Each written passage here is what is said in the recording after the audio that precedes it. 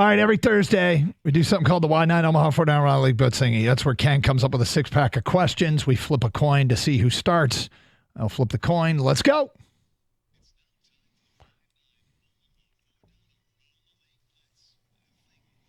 Gator, heads or tails? Tails. Gator is called tails, and it is head. I will receive. All right, here we go, boys. Doug, you're first. All right. Josh Allen, all right? His Bills just lost.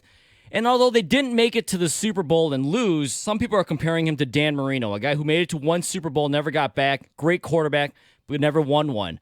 Is Josh Allen the next Dan Marino, and if not, who is? Joe Burrow is the next Dan Marino. And the reason I'm going with Joe Burrow is because he does fit the definition of having gone to a Super Bowl. Went to the Super Bowl early, yeah.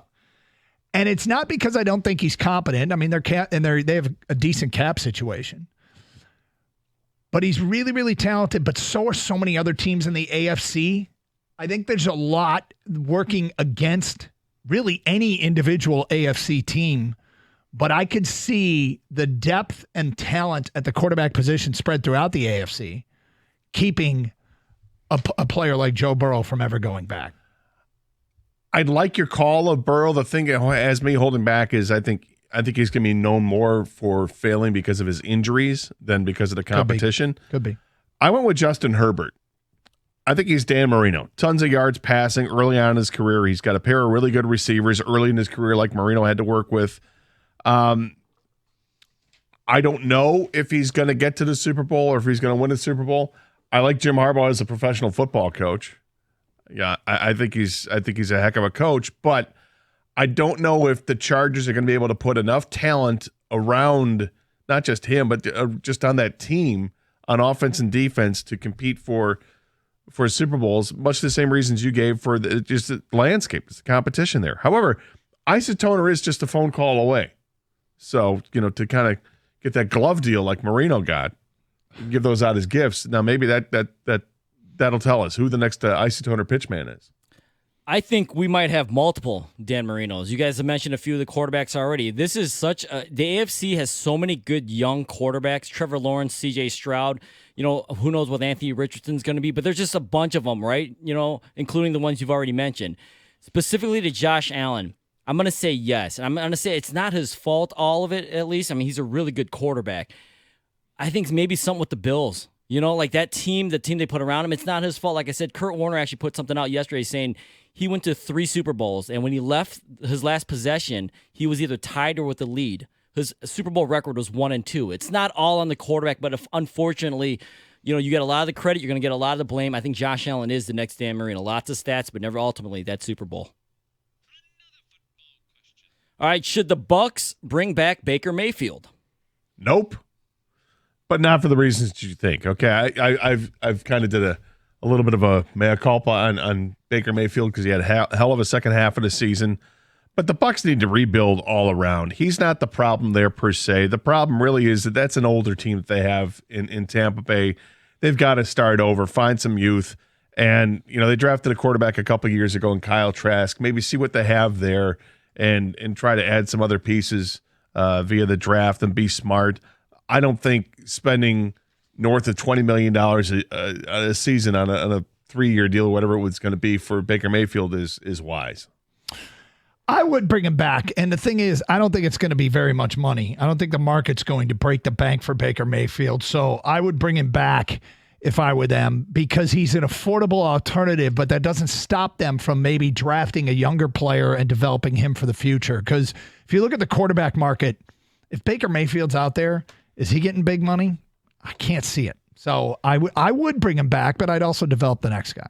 So it depends on where the Bucs want to go with this, right? Do they want to make a play for the division because the division is so weak right now? Do you go for the big name like Russell Wilson and just, hey, let's reload this through the Tom Brady thing. Let's bring back Mike Evans and look what Baker did. Maybe a better quarterback can get you even further.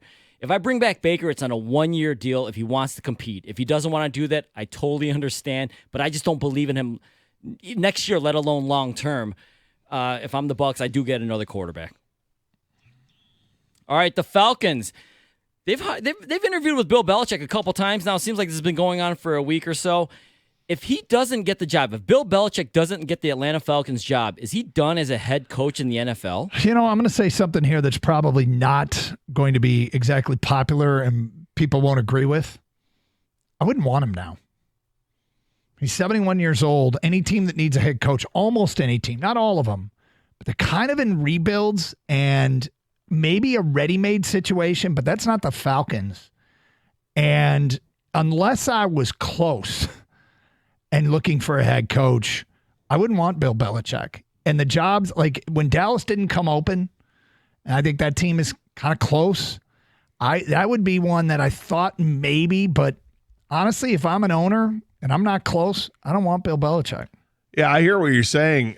If I was Bill Belichick, I wouldn't want Dallas because you have to work for Jerry Jones, and Jerry Jones is the GM and the whole bit there. I wouldn't want that, particularly when you're Bill Belichick and you were the GM with New England.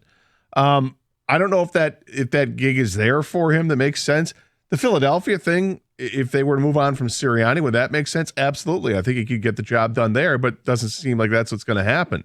So him in Atlanta, I just don't see that being a good marriage because Atlanta's starting over. They don't have a quarterback, and are they going to go and trade for one of these guys? Are they going to trade for Baker Mayfield? That'd be a reclamation project there. It doesn't seem to work there. I think once his buddy Nick Saban retired, the clock started to tick a little bit louder, and perhaps a lot louder. But because the Falcons are a project, does he really want a project at this point? I think he's done coaching the NFL if he doesn't get that job. I think he is done coaching this year if he does not get the Falcons job. And I think he coaches next year, and I think the Cowboys call him up.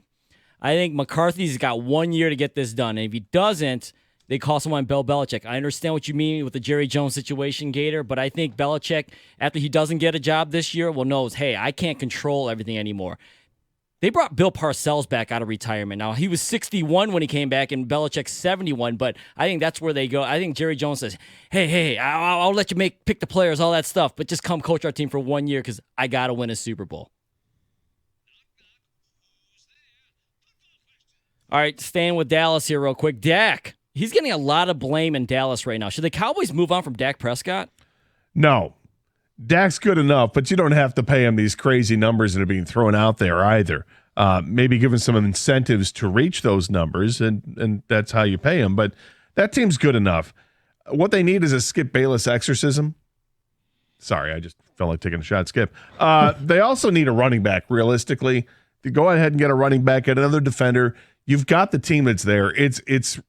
They are very talented, despite what happened against Detroit and what happened against Green Bay. That's a very talented football team that should have gone further.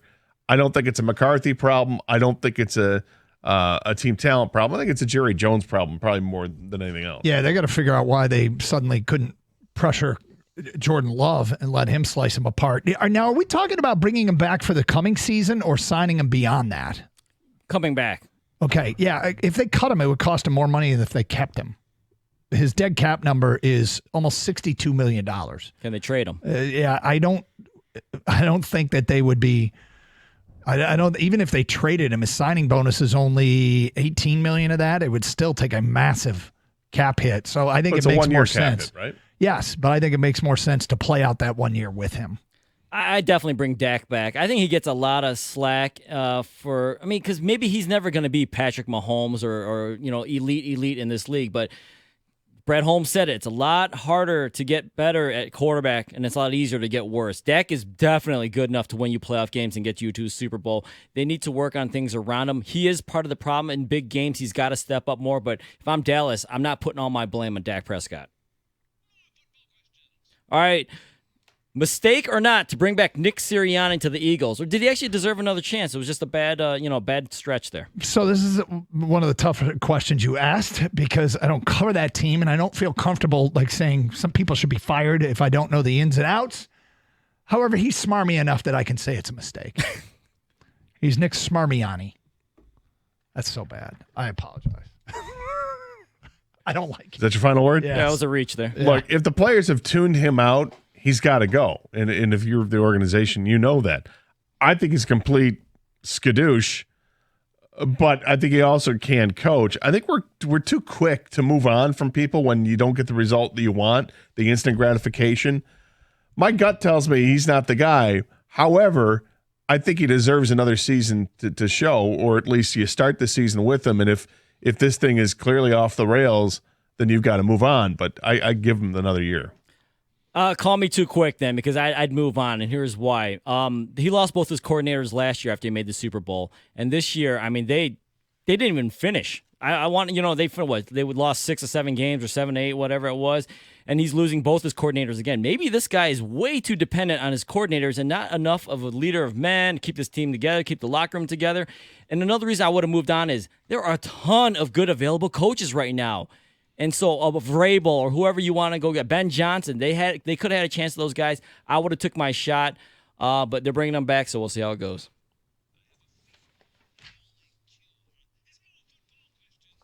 Wide right. Buffalo Bills fans, they hate those 2 words, and they lost a playoff game again because of the words wide right. Is a missed field goal the worst way to lose a game in the NFL? I tell you what, it's awful. It's brutal, and I think it's almost the worst.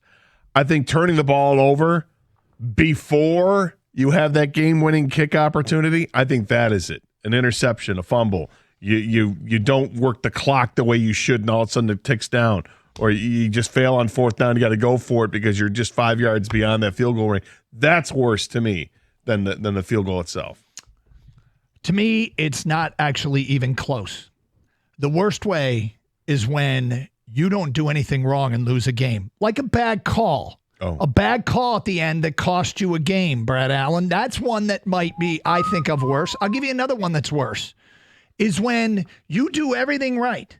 Let's say you complete a pass down to the half-yard line, but the officials can't tell if you're in or not, so they go to review it. But with the review, since you're out of timeouts, comes a 10-second runoff, and there's less than 10 seconds left in the game. So the officials couldn't do their job.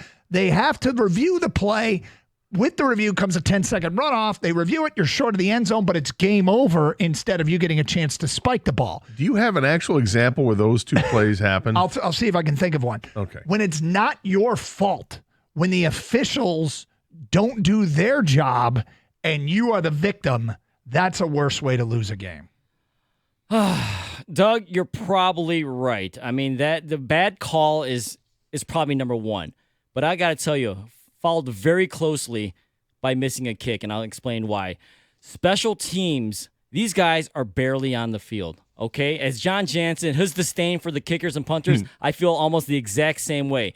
They have way too much say in an outcome of a game where everyone else is busting their ass, tackling, playing through injuries. They're affecting the game way too much. So then you try out this kicker who maybe hasn't even kicked the entire game other than a kickoff, and the whole game depends on his foot. That's terrible. The only thing worse, I think, special teams-wise, is like trouble with the snap or something. You just can't lose through special teams like this. And that concludes the Y9 Omaha 4 down around the league blitz thingy.